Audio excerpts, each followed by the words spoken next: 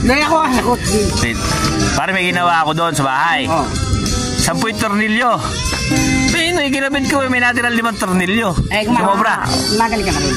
Kaya kagandaan, reserva. Oo, di ka na bibili. Ganun ng mga professional na mga mekaniko. Ay, yung kakilala ko. 3 motor. Oo. Alay mo, sobrang galing, napag-isa. 3 motor na pag-isa? Oo. Ibig sabihin, pinagsama-sama yung motor, nabuo isa. Yung dalawa, wala na yun. Napag-isa lang eh. Pare, tinitipid namin. Nasira pala.